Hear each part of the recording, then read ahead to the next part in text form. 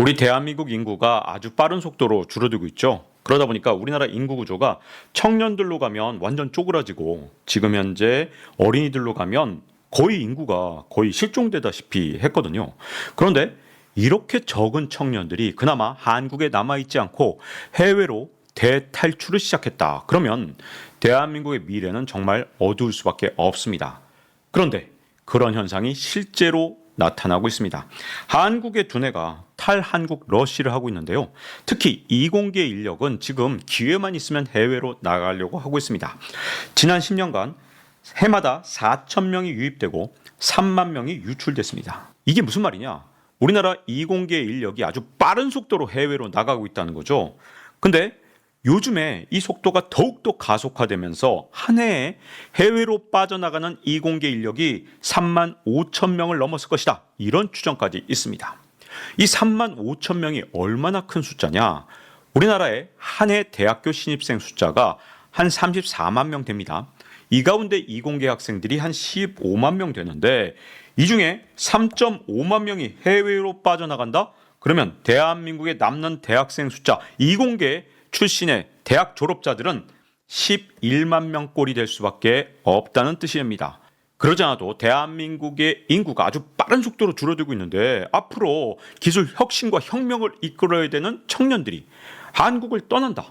애써서 한국에서 다 교육을 해놨는데 해외로 떠날 수밖에 없는 이 청년들의 상황이 계속된다면 대한민국의 미래는 훨씬 더 어두울 수밖에 없을 겁니다. 자, 스위스 로잔에 국제경영개발대학원이라는 곳이 있는데요. IMD라는 약자로 불리는 곳입니다. 아주 유명한 곳이죠. 근데 여기서 해마다 이 두뇌 유출 지수를 발표합니다. 근데 여기서 보면 한국의 두뇌 유출 지수가 2021년에 5.28에서 23년에는 4.66으로 낮아졌습니다. 낮을수록 좋은 거면 얼마나 좋을까요?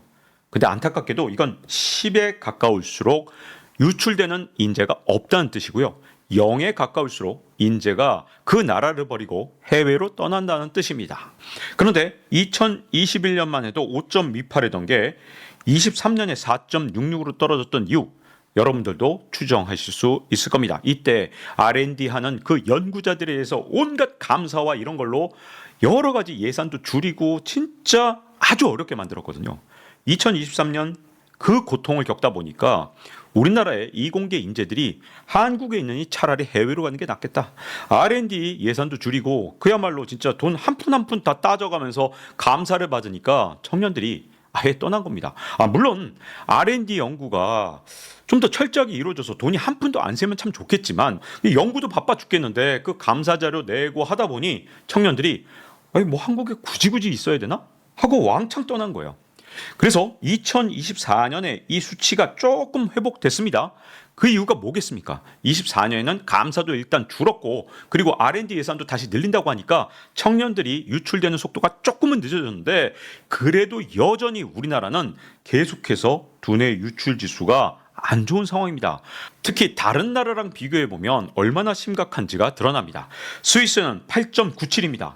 스위스 와 경치도 좋고 살기도 좋고 소득도 높으니까 정말 많은 인재들이 스위스에 살고 싶어하고 그러다 보니 이렇게 지수가 높습니다. 한국이 4.66이라고 말씀드렸잖아요. 근데 싱가포르 도시국가라 사실 살기 힘들 수도 있잖아요. 싱가포르를 잘못 운영했다면.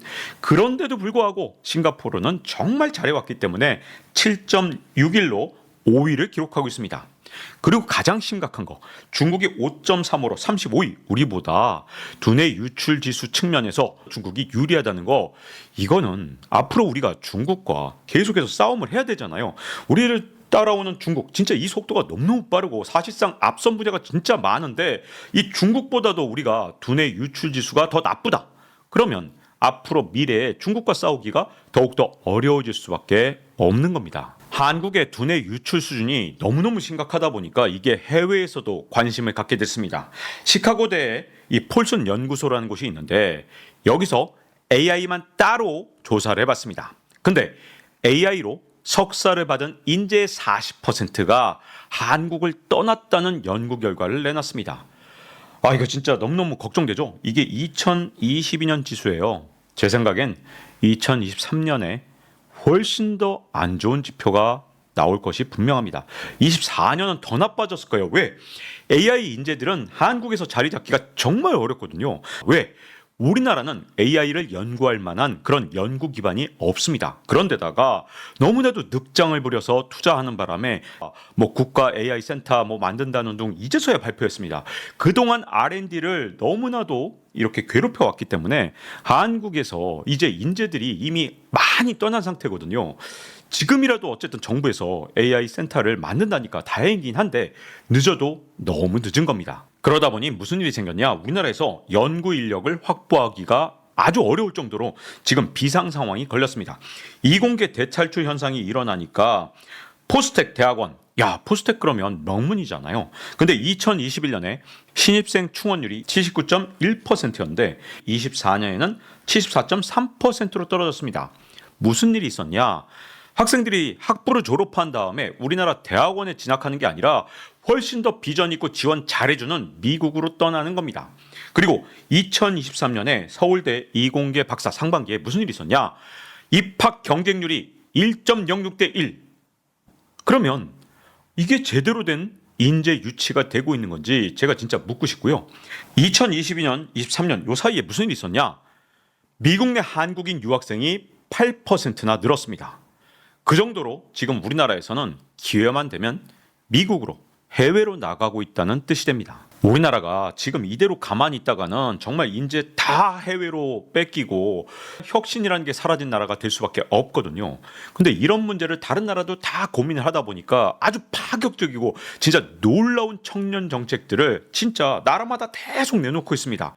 대표적인 사례가 바로 포르투갈이죠.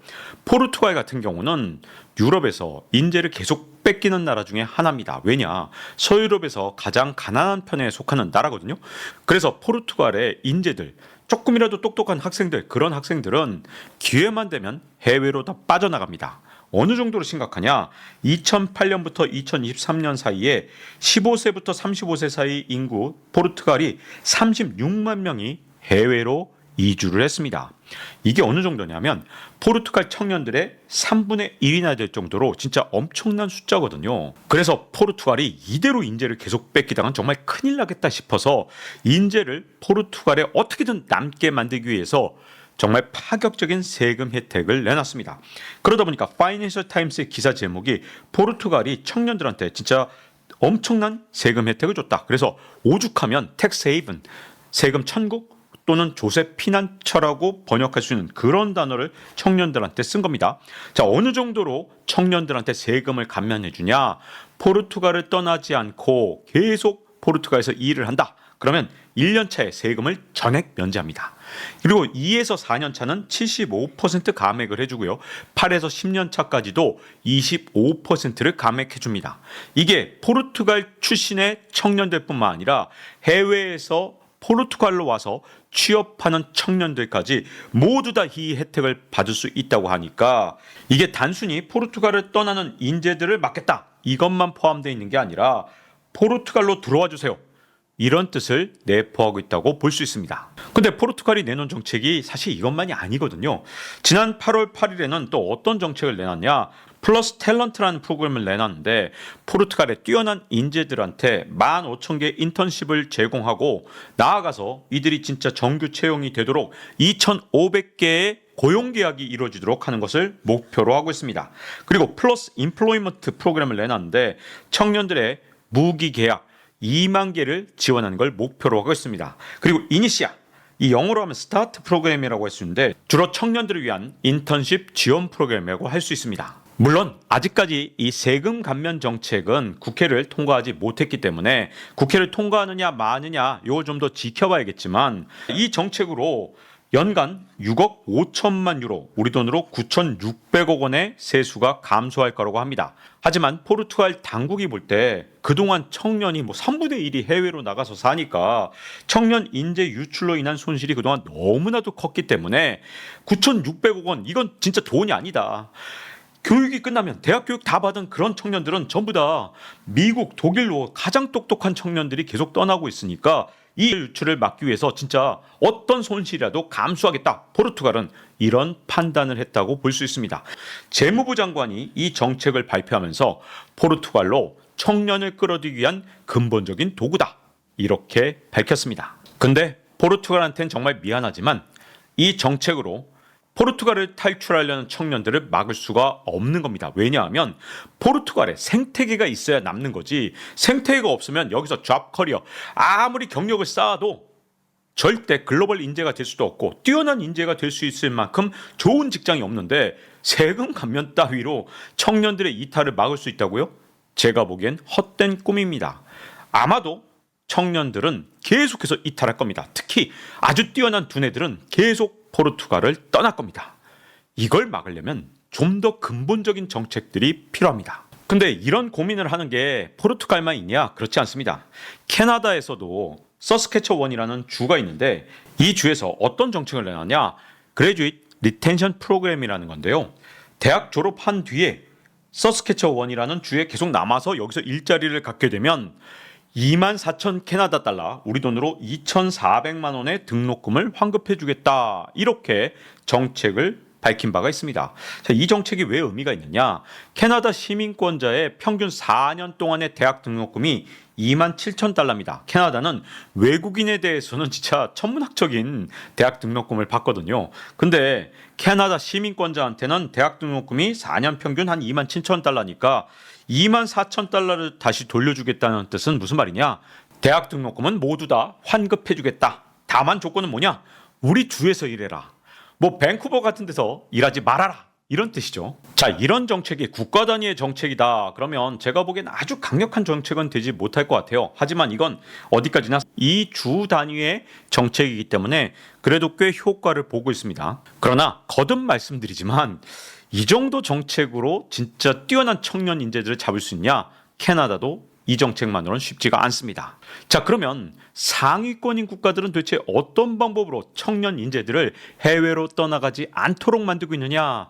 이걸 우리가 좀 살펴봐야 될 텐데요. 자, 1위를 하는 국가, 제가 보기엔 스위스는 우리가 따라하기가 정말 힘듭니다. 그 이유는 뭐냐? 스위스란 나라 자체가 임금이 정말 높은 데다가 스위스 정말 살기 좋죠. 소득이 많다면 다들 스위스에서 살고 싶어 할 겁니다. 그러니 스위스는 그 천혜의 자연 환경부터 시작해서 온갖 연구 시스템, 연구 환경들, 이걸 우리가 따라잡기는 정말 힘들 겁니다. 특히 우리나라 같은 경우는 제가 지식한방에서 여러 차례 말씀드린 바가 있지만 사실상 도시 국가화 됐기 때문에 우리나라는 싱가포르 같은 나라의 정책을 좀 참고할 필요가 있거든요. 근데 싱가포르의 이 대표적인 인재를 잡으려는 정책, 스킬스 퓨처 프로그램이라고 할 수 있거든요. 이 IT 기술, 전문 서비스, 고급 제조, 미래 유망 산업 인재 육성을 위한 그런 프로그램이라고 할 수 있는데, 자, 일단 이 정책이 재밌는 건 모든 국민을 대상으로 합니다. 그래서 일단 500 싱가포르 달러 스킬즈 퓨처 크레딧을 제공해서 이 크레딧을 사용해서 뭐 학원도 등록하고 뭐 예를 들어 기술 육성 프로그램에도 참여하고 그런 비용으로 쓸 수가 있습니다. 근데 저는 스킬즈 퓨처 프로그램이 갖고 있는 가장 강력한 그런 효과는 뭐냐? 평생에 걸쳐서 이 프로그램을 통해서 계속 인재를 육성하고 있거든요. 그야말로 평생 교육 프로그램인데 대학교 때 예를 들어서 대학생의 진로를 철저하게 가이드해주는 프로그램이 있습니다. 거기다가 산학 협력 프로그램이 우리나라와는 완전히 차원이 다를 정도로 아주 철저하게 잘 맺어져 있습니다. 게다가 이 현장 기술을 습득할 수 있는 기회를 대학생을 위해서 이렇게 그야말로 정말 알파부터 오메가까지 그 계획을 철저하게 만들어주니까 싱가포르 청년들이 이 스킬즈 퓨처 프로그램에 들어가서 이제 싱가포르의 기술 인재가 될 수 있는 그 시스템이 마련되어 있거든요. 근데 이렇게 말씀드리면 한국에도 싱가포르 같은 그런 정책들 많아요 하면서 유사한 정책들을 많이 대실 겁니다. 특히 정부 관계자분들 아니면 지방자치단체에 있는 분들 싱가포르 뭐 별거 아니네, 우리 한국도 하고 있습니다, 이렇게 말씀하실 텐데 한국은 일단 예산이 많이 부족합니다. 근데 예산만 부족한 게 문제가 아닙니다. 같은 예산이라 하더라도 싱가포르와 굉장히 다른 점이 있습니다. 싱가포르는 이게 국가 전체적으로 아주 치밀하게 짜여져서 청년들이 이 프로그램 안에서 정말 자기만의 꿈을 얼마든지 이룰 수 있도록 체계적으로 이 프로그램이 돼 있는데요. 우리나라는 이런 청년 프로그램에 합치고 중앙정부하고 지방정부가 진짜 따로따로 이상한 프로그램들을 200개 이상 만들어 놨습니다. 서로 연계도 전혀 안 돼 있어요. 그리고 서로 막 겹치기도 하고 뭐 도대체 이게 한 국가에서 나온 프로그램이 맞나 할 정도입니다. 그런데 이런 정책이 싱가포르처럼 뭐 산학 협동을 통해서 이 기술 인재가 되고 또 현장 학습도 하면서 정말로 뛰어난 기술력을 찾는 그런 프로그램이냐? 그런 게 아니고 그냥 용돈 주는 프로그램처럼 변해버렸어요. 그래서 비전이 없어요. 장기적 비전 전혀 없습니다. 왜냐? 따로따로 200개. 말이 됩니까? 예산이 많은 것도 아닌데 지방자치 따로, 그다음에 중앙정부 따로 하니까 당연히 장기적 비전 없죠. 그리고 대부분 정책이 자기가 이제 뭐 지방자치단체장이 되거나 이랬을 때 단기적인 생색내기용으로 만든 프로그램이다 보니까 이 정책이 진짜 청년들을 위한 정책인가? 할 정도로 의심이 갈 정도입니다. 그래서 투입된 예산에 비해서 고용이나 아니면 소득을 해결하는 그런 방안이 실제로는 없다 해도 과언이 아닙니다. 그래서 예산도 부족한데 이 투입된 예산에 비해서 가격대 성능비가 떨어져도 너무 떨어집니다. 아니 200개 이상이니 이게 말이 됩니까? 그래서 이대로 간다면 인구 감소로 우리나라 인구에서 진짜 인재가 자꾸만 줄어들 텐데 그런 인재가 해외로 탈출한다. 그럼 우리나라의 이공계 인재가 분명히 너무나도 부족한 상황이 오게 될 겁니다.